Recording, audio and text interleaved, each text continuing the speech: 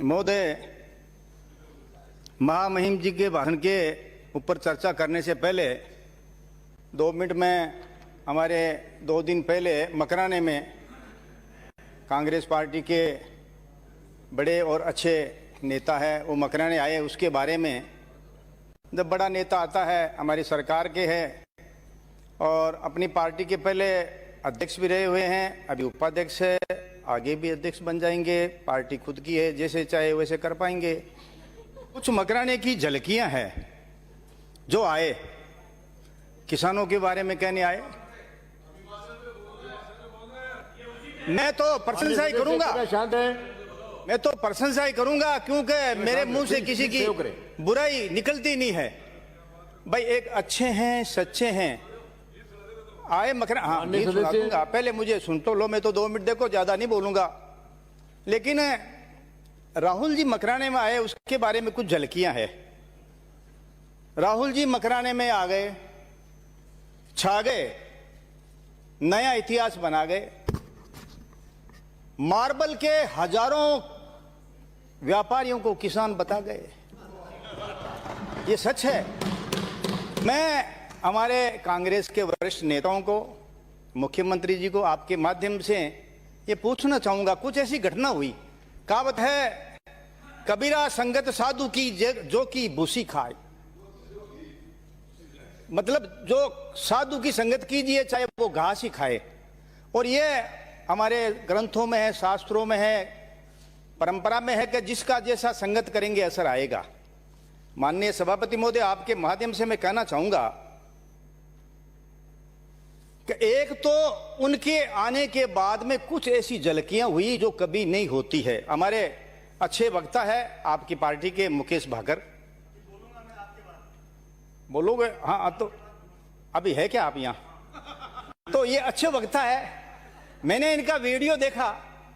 अब क्या पता, बोलने से पहले कुछ मैंने ज्यादा महसूस किया ऐसा कि जब भी हम कभी बोले, हमसे ज्यादा बड़ा ज्ञानी दानी बुद्धिमान हो तो हमारी कुछ योग्यता या प्रभाव कम हो जाता है।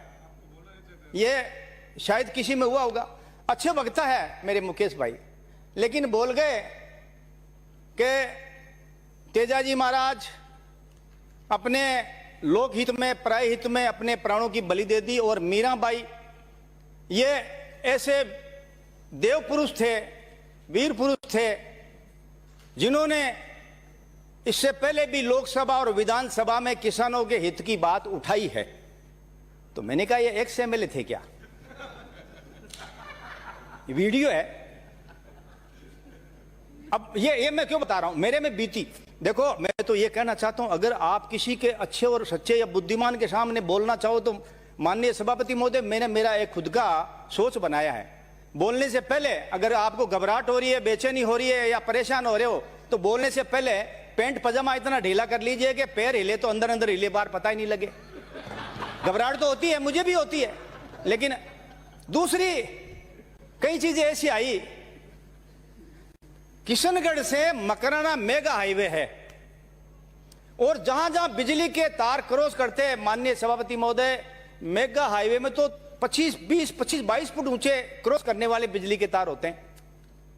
जहां जहां से हमारे राहुल जी निकले मकराना से किशनगढ़, सारे तारों को ऊपर कर दिया। ये मेरे समझ में नहीं आई। इसका मैं जवाब चाहूंगा, मेरे अगर मुझे मौका मिले तो मेरे कांग्रेस के मंत्रियों जी, अध्यक्ष जी से या सीएम साहब से, उनको पता तो है, उनको पता तो है। राहुल जी थोड़े से एक उछल कूद करने वाले हैं, थोड़े से एक मस्त रहने वाले हैं, लेकिन कोई आदमी इतनी 30 फुट की ऊंची उड़ान उड़ सकता है? अच्छा, हमारे मुख्यमंत्री जी ने देखा कि क्या पता क्या कहते, आए तो ट्रैक्टर पे थे और कहते चलो ट्रैक्टर को ट्रक में डालो, और ट्रैक्टर को ट्रक में डालने के बाद में निश्चित तौर से ऊंचाई बढ़ जाती है। तो हमारे जो नेता होगा, जो सुरक्षा का कितना ध्यान रखा, चाहे वो अधिकारी है चाहे वो जनप्रतिनिधि है, उनकी योग्यता और बुद्धि को मैं धन्यवाद दूंगा कि 30 फुट भी अगर छलांग लगाए ऊपर कुछ भी हो जाए तो कोई खतरा नहीं था। दूसरी, मेरी और राहुल जी की कुछ समानताएं मिलती है। बताऊं? मैं एक बात, माननीय, वो राहुल जी है, मैं रूपाराम हूं, राशि एक है। उनकी मम्मी का नाम सोनिया है, मेरी घरवाली का नाम सरजू है। उनकी बहन का नाम प्रियंका है, मेरे बेटे की बहू का नाम प्रियंका है।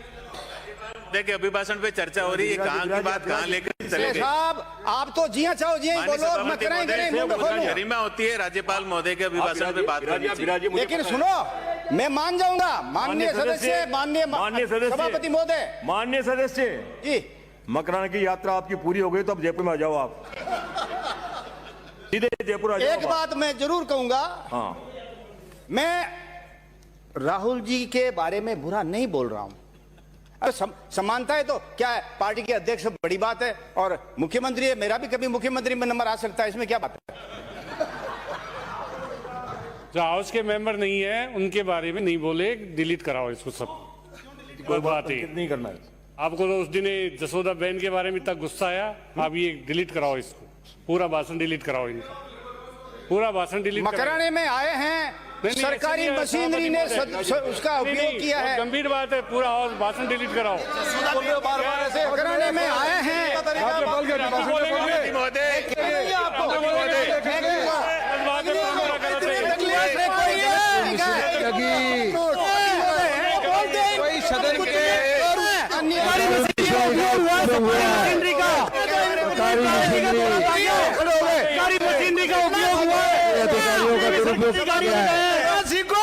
सरकारी गाड़ी में गए, सरकारी मशीन का उपयोग हुआ है, मंत्री भी गए, बोलेंगे बोलेंगे किया जाए, सरकारी गाड़ी का उपयोग हुआ है, भाषण के अलावा गाड़ियों को बात सारी डिलीट माननीय सदस्य प्लीज मंत्री महोदय विराजिए आप। सभापति महोदय, विराजिए, आसन आपसे अपेक्षा करते हैं। माननीय सभापति महोदय, प्लीज विराजिए आप, विराजिए। ये गलत परंपरा है विराजिए सभापति महोदय, ये गलत परंपरा है। गलत क्या सही है, विराजिए आप मोदी जी के बारे में बोलो, माननीय मंत्री महोदय, आप केंद्र के किसी भी नेता के बारे में बोलो, पैरों पर आप बीजेपी के किसी भी नेता के बारे में बोलो, वो परंपरा शुद्ध है, वो सही। विराजिए विराजिए विराजिए। माननीय सदस्य आज सीएम साहब, माननीय सदस्य, माननीय मंत्री महोदय विराजिए आप, प्लीज सहयोग करें। माननीय मंत्री महोदय का नेता प्रतिपक्ष का स्पीच भी होना है। मैं आप सबसे अपेक्षा करता हूं ऐसी कोई बात पैदा नहीं करें जिससे अनावश्यक रूप से सनसनी पैदा हो, और ऐसी कोई बात आप अंकित नहीं करें जो इधर उधर की रखी हो, उसको बिल्कुल जो है विलोपित कर दिया जाए। रूपाराम जी, मैं आपसे अपेक्षा करता हूं कि सीधे सीधे आप माननीय राज्यपाल महोदय के अभिभाषण पे आप चर्चा करेंगे, इधर उधर की आप कोई बात नहीं करेंगे। यदि आपके पास बोलने का कोई मसला नहीं रहा, आपने कोई आप जो है तैयारी करके नहीं आए, तो माननीय उपनेता महोदय से कहूंगा कि किसी अन्य का नाम दे दें ताकि वो समय पर अपनी बात समाप्त करें। हासिल को इससे तो मजाक नहीं बनाने दूंगा मैं, बिल्कुल। माननीय सभापति, ये कोई चौपाल नहीं है जहां आप जो जिसकी मर्जी है वैसे बोलेगा, बिल्कुल नहीं बोलने दूंगा। माननीय सभापति महोदय, अब मुझे तो पता ही नहीं है प्लीज यहाँ चर्चा क्या होती है। अलाउ नहीं करूंगा मैं। माननीय मंत्री महोदय विराजिए आप, प्लीज विराजिए आप एक बार विराजिए, आप विराजिए, अपेक्षा करता हूं आपसे। रूपाराम जी, मैं अलाउ नहीं कर रहा हूं आप, तो आप विराजिए। किस बात पे बोल रहे हैं आप, किस बात पे बोल रहे हैं आप? आपसे इजाजत मांग रहा हूं। किस बात की? इन्होंने गलत आरोप लगाई है। जब सारी बात सब समाप्त हो गई, मैं पूरी जिम्मेवारी एक आरोप लगाया तो बताओ, मशीन एक सिंगल आप प्रधानमंत्री के लिए कुछ नहीं पहुंच जाओ। अभी इस्तीफा आपके पटल पर आप देश के प्रधानमंत्री के लिए कुछ नहीं पहुंच जाओ। भाषण देने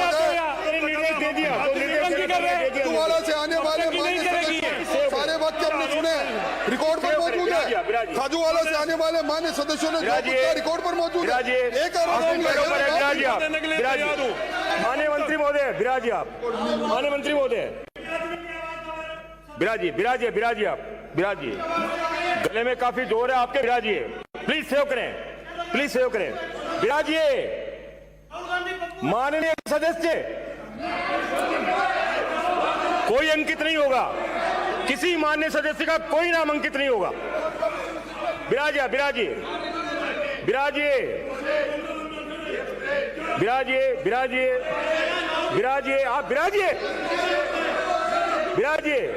कोई नहीं बोलेगा। विराजिए, अंकित नहीं हो रहा है,